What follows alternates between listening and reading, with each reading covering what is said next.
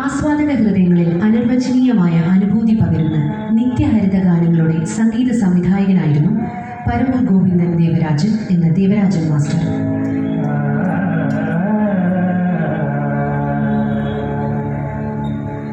കൊല്ലം ജില്ലയിലെ പരവൂരിൽ 1925 ഒക്ടോബർ 27 ജനിച്ച മാസ്റ്ററുടെ പിതാവ് മൃദംഗ വിദ്വാനായിരുന്ന കൊച്ചുഗോവിന്ദനാശാനും മാതാവ് കൊച്ചുകുഞ്ഞുമായിരുന്നു.